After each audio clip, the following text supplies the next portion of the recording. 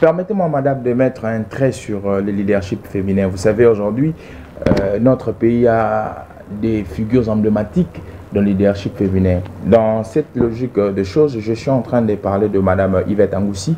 Déjà, je suis en train de la saluer là où elle est aujourd'hui. Elle est porte-étendard de la République démocratique du Congo.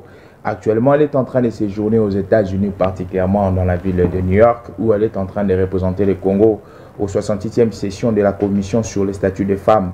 Et vous savez, aujourd'hui, avec ce leadership féminin, il y a un changement de narratif.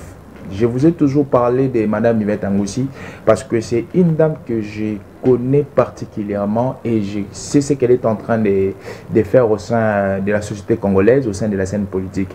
En fait, ce sont des femmes dynamiques, c'est une femme dynamique, c'est une femme respectueuse, remplie de valeurs. Et aujourd'hui, la voir aux États-Unis, porter l'étendard de la République démocratique du Congo, à mon humble avis, je pense que c'est quelque chose de très positif, très positif.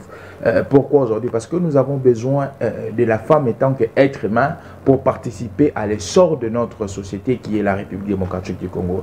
Donc, coup de chapeau à madame Yvette Angoussi qui représente valablement la République démocratique du Congo à la 68e session pour les statuts des femmes aux États-Unis, qui est particulièrement à New York. Donc, je suis très fier de voir madame Yvette se comporter ainsi, parce que vous savez, madame Yvette, c'est l'acolyte, hein, la porteuse, moi je l'appelle la porteuse du manteau de madame Fifi Masuka, une autre dame qui a bâti les pleins dans la province du Lualaba. Donc madame Yvette aujourd'hui, c'est cette dame qui suit les chemins tracés par madame Fifi Masuka. Donc nous sommes fiers de madame Yvette Angoussi. Le Congo, ton pays, est fier de vous, de là où vous êtes en train de représenter, parce qu'à chaque fois que madame Yvette est à l'extérieur du pays, elle représente valablement la République démocratique du Congo.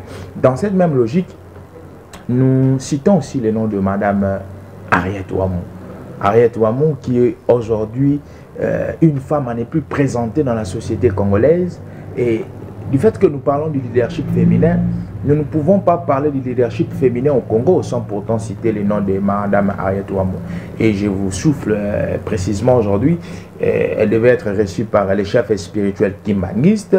C'est pour parler des enjeux de l'heure. Donc je pense que aujourd'hui, nous avons une autre connotation de la femme congolaise. Et parmi les personnes qui font asseoir cette nouvelle connotation, madame Henriette Ouamou fait partie. Pas plus tard que hier, je vous ai parlé de l'injustice que cette dame a subie au regard de la recette électorale donnée par la CENI, au regard de la recette électorale donnée par la Cour constitutionnelle. Mais cette dame a toujours cette force en elle qui va au-delà du résultat attendu. Cette dame, au fait, c'est cette leader-là qui reste attaché à sa population. Et je pense que aujourd'hui, madame Henriette est en train de démontrer le contraire à tous ses adversaires, à toutes les personnes, à tous ses détracteurs. Donc, elle donne un narratif nouveau au regard de ce qu'elle a. Donc, je suis en train de plébisciter la logique et la position prise par madame Henriette Ouamou. Pourquoi pas la retrouver dans le prochain gouvernement? Pourquoi pas aujourd'hui qu'elle joue un rôle très important dans le gouvernement qui vient ou dans une institution quelconque?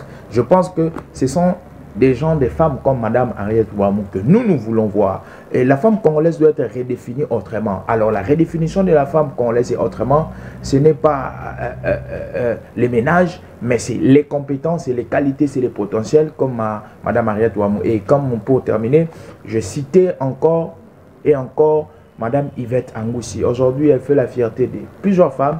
Aujourd'hui, madame Yvette